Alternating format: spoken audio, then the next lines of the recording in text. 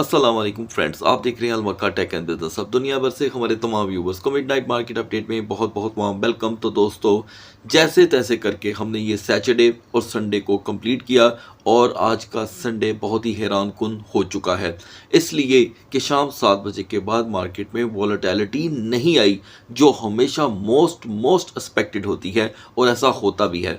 अब ये वॉलेटिलिटी का ना आना और ज़्यादा मार्केट को परेशान कर गया है। कैसे, आगे चल कर के बात करेंगे, क्योंकि उससे पहले मैं आपके साथ बहुत ही अहम मौजू आप जो कि है डिस्कस करने वाला हूँ।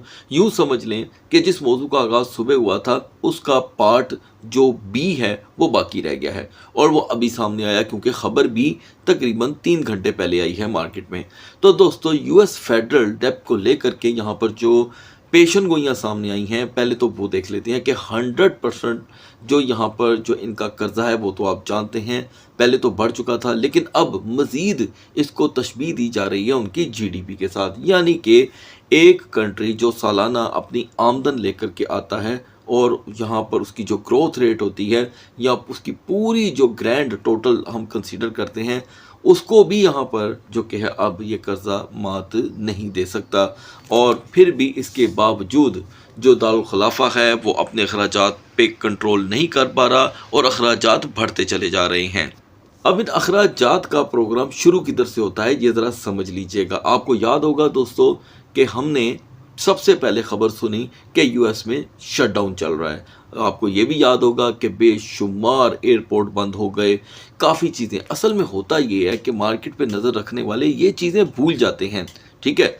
वो इसलिए भूल जाते हैं कि शायद उनको रोज़ 3 दिन बाद 2 दिन बाद नई से नई ब्रेकिंग न्यूज़ मिलती है और हम हिस्ट्री को भूल जाते हैं। जब शटडाउन हुआ था उस वक़्त भी वजह क्या था? पैसा था, सरमाया था और जो शॉर्टेज हो रही थी, जिनको तनख्वाहदार तबके को तनख्वाहें पहुँचानी थी वो बढ़ रही थी। और आपको याद होगा कि एक टाइम पर ये आया था कि इनकी जो फोर्सेस हैं उनकी तनख्वाहें तक जो है वो 2-2 3-3 महीने पेंडिंग हो गई थी। अब उन चीज़ों को पूरे करने के लिए ये जो फ़िलहाल सूरत हाल बनी है ये आपके सामने है दोस्तों। और कर्जा जाती बात जो है वो तो आप जानते ही हैं, 40 ट्रिलियन तक पहुंच गई है, अभी क्रॉस नहीं हुई। इस दरमियान जो ख़बर आज पूरा दिन चलती रही मार्केट में वो ये थी कि यूएस बॉन्ड्स जो हैं यानी कि जो यील्ड हैं उनकी यहाँ पर डिमांड बढ़ गई है। मुझे दोस्तों आज आपसे एक सवाल पूछना है और मैं चाहूँगा कि मेरी ऑडियंस में से जो हमारा वॉच करने वाला इतनी सेंस रखता है वो ज़रूर रिप्लाई करे। सिंपल इकोनॉमी का सवाल है, बिल्कुल। मुझे ये बताएं कि एक तरफ 40 जो यहाँ पे ट्रिलियन डॉलर का कर्जा है, दूसरी तरफ जो यील्ड है वो बढ़ रहा है, उसकी पजीराई बढ़ रही है और अखराजात कंट्रोल नहीं हो रहे। इनमें से कोई भी चीज़ आपस में मैच करती है? मुझे बताएं कोई ऐसी चीज़। लिहाजा ये सूरत हाल इनके अपने मामलात को लेकर जो है वो डिस्टर्ब हो रही है। और एक अदद प्रपोज़ल जो यहाँ पर जो ईरान के पास आया हुआ था, आज उसका जवाब दोस्तों किसी हद तक दे दिया गया है, लेकिन अब उसका जो रिटर्न में जवाब होगा वो समझना होगा। चलें दोस्तों, अब मार्केट की तरफ बढ़ते हैं, लेकिन उससे पहले मैं कुछ यहाँ पर आपको अपडेट फ्राहम कर दूँ कि तमाम दोस्तों को पता होना चाहिए कि पाकिस्तान के 3:15 बजे तमाम मार्केट्स जो हैं वो ओपन हो जाएंगी और वो प्रॉपरली वर्क करना शुरू हो जाएंगी, जस्ट लाइक ऑयल, इवन के क्रिप्टो भी और कमोडिटीज़ की मार्केट भी। तो बढ़ते हैं मार्केट की तरफ। तो दोस्तों, मार्केट की कैपिटलाइजेशन यहाँ पे इस वक्त हम बिलियन में तो नहीं लेकिन मिलियन में कम होती देख रहे हैं। और अगर हम डोमिनेंस की बात करें तो इसमें 10% की वॉलेटिलिटी प्लस साइज पे आपको दिखाई दे रही है, यानी कि 58.30 की तरफ हम बढ़े हैं। अगर हम टॉप ट्रेंडिंग की बात करें तो इस वक्त इनमें तीनों टोकन, इनका फंडामेंटल से दूर दूर तो कोई ताल्लुक नहीं है। इवन के डॉल्फिन, ओपन सर्व या विंस टोकन, ये वो कॉइन्स हैं जो पहले से ही अपनी बड़ी बड़ी साख खो चुके हैं, लेकिन अचानक ऐसी मार्केटों में हमें पंप होते दिखाई देते हैं और अट्रैक्शन क्रिएट करते हैं। तो मैं हमेशा अपनी ऑडियंस को आगाही देता हूं कि प्लीज़ ऐसी चीज़ों से दूर रहें। तो दोस्तों बिना टाइम वेस्ट किए यहाँ पर हम बीटीसी को सबसे पहले डिस्कस करेंगे। और बीटीसी ने आज 800 की वोलेटिलिटी शो की, जो तकरीबन यूं कह लें कि सिर्फ बीटीसी में ही थी। अदर मार्केट ने यहाँ पर थोड़ी सी भी मूवमेंट नहीं दिखाई। जैसे कि मैंने आगाज़ में बताया कि ये अपने आप में एक नया नमूना बनकर हमारे सामने पेश आया है ये सारा मामला। और रही बात 79,500 में एंटर होने की, दोस्तों यहाँ पर इसके असबाब क्या आसार भी दिखाई नहीं दिए। और अभी के लिए, क्योंकि जब मार्केट ओपन होंगी ठीक 3 घंटे बाद, तो सबकी नज़रें यकीनन 78,000 पे होनी चाहिए। व्यूवर्स के कुछ कमेंट्स थे, मैं यहीं पे सॉर्ट आउट कर देता हूँ और रिप्लाई भी कि गाइस आपकी सबकी नज़रें 78,000 पे होनी चाहिए।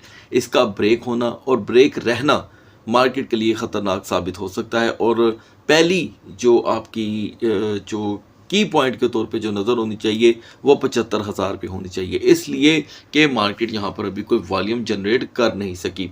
अच्छा, फर्स्ट जो यहाँ पर इम्प्रेशन होगा बीटीसी के लिए वो 78,800 से लेके 79,500 ही है, जिससे बीटीसी मज़ीद वक्ती तौर के क्रैश को कंट्रोल कर सकता है। किसके, कौन से वक्ती तौर के, ये मत समझिएगा कि परमानेंटली यहाँ पर ये इसको कंट्रोल कर लेगा। लिहाजा सूरत हाल क्योंकि नए हफ्ते में एंटर हो रही है, तो ऐसा कभी भी नहीं होता कि नए हफ्ते का आगाज़ हो और तब्दीलियाँ ना आएँ। और क्योंकि अब हम 80,000 को ब्रेक किए हुए हमें 48 घंटे से भी ज़्यादा हो गया है, तो 80 पे वापस आना यकीनन एक दुश्वार अमल होगा। और 79,500 पे रेजिस्टेंस में रिजेक्शन का एलिमेंट साथ साथ चलेगा। इसलिए अब बढ़ते हैं इथेरियम की तरफ। इवन के इथेरियम की परफॉर्मेंस भी दोस्तों कुछ ज़्यादा चेंज नहीं रही, यानी कि हमने 2198 से फिर रिजेक्शन ली और हम 2176 पे आन पहुँचे। हाँ, इसमें कोई डाउट नहीं कि पिछले 48 घंटों में ज़्यादा कैंडल तो बुलिश ही हैं। ये देखें 1 2 3 4 5 6 7 6 कैंडल यहाँ पे बुलिश हैं दोस्तों, और जो 2 हैं वो बेरिश हैं।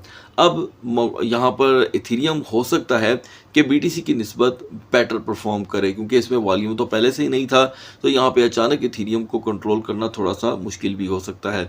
फिर भी इसकी पॉजिटिव जोन जो है वो ज़्यादा दूर नहीं है। 2225 से लेकर 2245 जो इथेरियम को कंट्रोल कर सकती है।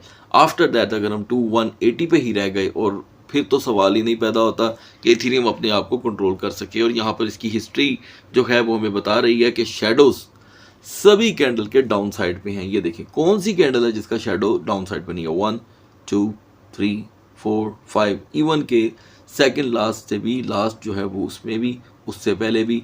तो इथेरियम का 2150 पे रुझान ज़्यादा दिखाई दे रहा है।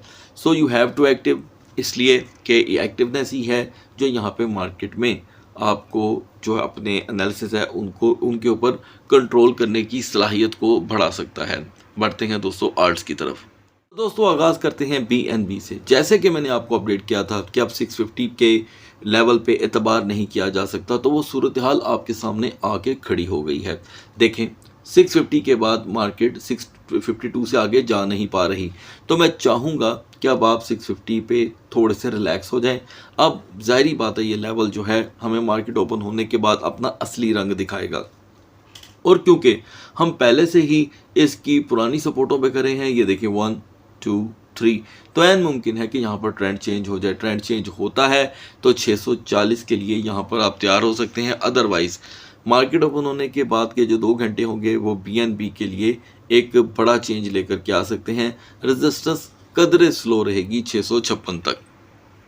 सोलाना ने एक मरतबा फिर से दोस्तों 87 तक जाने की कोशिश की, बस ये एक कोशिश ही थी। हम 87.27 से फिर रिजेक्ट हुए और प्रेशर 85 की तरफ आया। अलबत्ता 85.10 अभी भी इसके लिए एक मरहला बन चुका है, और अपनी सेफ जोन के लिए इसे 88.50 के लिए बहुत स्ट्रगल करनी होगी। अगर हम यहाँ पर ये पूरे 48 घंटे, पिछले 48 घंटों की परफॉर्मेंस को जांचें, तो यहाँ पर 5 कैंडल यानी कि 20 घंटे जो हैं वो सोलाना के यहाँ पर ज़्यादातर रेड कैंडल के साथ गुजरे हैं, जिससे और चीज़ एक क्लियर होती है कि 85 का जो लेवल है वो साथ साथ कमज़ोर होता चला जा रहा है। BCH ने यहाँ पे दोस्तों 416 को अपनी रेजिस्टेंस अपनाया, जैसे कि आपको अपडेट किया गया था कि अब ये कंटिन्यू नहीं रहने वाली। इसलिए कि लेवल्स तो सभी के यहाँ पर पहले की निस्बत गिरावट के शिकार हो चुके हैं। तो ऐसा ही हुआ, हमने 408 का यहाँ पर लो देखा और ये लो मज़ीद रिपीट हो सकता है क्योंकि कैंडल्स यहाँ पर डोजी बन चुकी हैं। अब जब डोजी कैंडल्स बनती हैं तो उसका बिहेवियर भी डोज देने जैसा ही हो जाता है। अलबत्ता अभी भी अगर हम 410 को ब्रेक कर गए तो प्रेशर 402 की तरफ ही रहेगा और रिकवरेबल पोजीशन कदरे स्लो जस्ट लाइक 416। एक अकेला चेन लिंक ही था दोस्तों जो इस मार्केट में थोड़ा सा वॉल्यूम जनरेट कर सका, लेकिन जिस लेवल से ये गिरा है अब उस लेवल को इसके लिए अचीव करना हो रहा है दुश्वार, क्योंकि ये 10.90 तक पहुंच चुका था और अब हम इसे 9.60 और 9.65 के करीब देख रहे हैं। मैं तकरीबन आज 5 दिन बाद चेन लिंक का जिक्र कर रहा हूं और वो भी ऑडियंस डिमांड पर। तो दोस्तों यहाँ पे सबकी नज़रें चेन लिंक को लेकर सपोर्ट वाइज 9.50 पे है। हालांकि हमने आज 9.85 की रेजिस्टेंस देखी है, लेकिन जब बात ही इस वक्त इसकी पुरानी हिस्टोरिकल लेवल पे आ गई हो और यहाँ पे ही स्ट्रगल चल रही हो तो स्ट्रगलिंग एरिया अगर अपना आप छोड़ता है तो उसके बिल्कुल करीब एक ही लेवल हमारे पास दिखाई दे रहा है दोस्तों, और वो है 9.50 का। तो इस लेवल को हम सपोर्ट तो कंसीडर नहीं कर सकते, लेकिन जहनी सबकत रखने वाला एक लेवल ज़रूर कंसीडर कर सकते हैं। लास्ट 2 दिन में टाओ कॉइन को डिस्कस नहीं किया गया इसलिए कि तमाम तर इसकी मालूमात आपको डिलीवर कर दी गई थी। तो दोस्तों मैं आपको यहाँ पे अपडेट कर दूँ कि टाओ यहाँ पर कहीं पर भी सपोर्ट बनाने में कामयाब नहीं हो सका और हम 268 से 275 की अगर यहाँ पर कोई रेजिस्टेंस देख कर भी आए हैं तो उसमें भी अभी कोई जान मौजूद नहीं है। सो टाओ को पॉजिटिव जोन में एंटर होने के लिए अब बहुत ही स्ट्रगल चाहिए, लिहाजा इसकी पॉजिटिव जोन बहुत दूर रह गई है 290, लेकिन यहाँ पर इसे हम इम्पॉसिबल टास्क नहीं कह सकते इसलिए कि टाओ सेवरल टाइम अचानक अपनी रिकवरी को प्रूफ और मनवा चुका हुआ है और एक चीज़ जो पहले से ही अपने आप को बार बार मनवा चुकी है आप उसको यहाँ पर इग्नोर नहीं कर सकते। तो अभी के लिए फ़िलहाल टाओ का प्रेशर 270 पे बढ़ रहा है, जिसके बिल्कुल नज़दीक 265 को इसकी पहली सपोर्ट कंसीडर किया जा सकता है और ऐसी सपोर्ट ऐसी रेजिस्टेंस जो टाओ के लिए कुछ नया ओपन कर सकती है वो है दोस्तों 278 की, जो कदरे दुश्वार रहेगी। अब क्योंकि दोस्तों हम नए हफ्ते में एंटर होने लगे हैं तो यहाँ पर XAUT को इग्नोर करना होगी बहुत बड़ी बेवकूफ़ी, इसलिए क्या आपको याद होना चाहिए कि XAUT क्लोज कहाँ पे हुआ था। तो दोस्तों इसकी क्लोजिंग बिल्कुल 4540 के करीब थी और इस दरमियान इसने जिगजैग पैटर्न बना कर रखा, वो भी लो माउंटेन के साथ। ये देखें ये किस कदर छोटी कैंडल्स हैं, लेकिन इसे हम फिर भी लो माउंटेन्स ही कंसीडर करेंगे।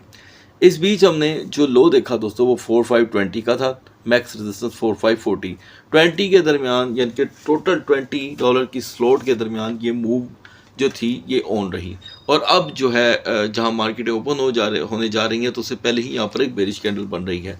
तो दोस्तों सबकी नज़रें इस वक्त 4500 के लेवल पे हैं, इसलिए कि इस लेवल ने अपने आप को जो भी हो किसी ना किसी हद तक प्रोटेक्ट किया है, लेकिन इसके ब्रेक होने के बाद जो है वो XAUT अपना एतमाद मज़ीद खो सकता है, ठीक है। और 45 के ब्रेक होते ही पहला लो 4480 की शक्ल में यहाँ पर हमारे सामने आ सकता है। मान लें कि XAUT 4480 पे ओवरस्टे कर जाता है तो फिर दोस्तों मज़ीद सूरत हाल बिगड़ सकती है, लेकिन पॉजिटिव जोन पे भी हमारा यहाँ पर यकीन रहना चाहिए, इसलिए कि जब मार्केट ने 2 माह इसको प्रोटेक्ट किया है तो अगले एक हफ्ते तक भी इसकी प्रोटेक्शन के बारे में सोचा ज़रूर जा सकता है। मैं समझता हूँ कि 4545 से लेके 4580 जो है अगर पहले 2 घंटे में आपको मिल जाता है तो XAUT अपना लोहा मनवाने में कामयाब हो सकता है। सो गाइस सुबह तक अल्लाह हाफिज़।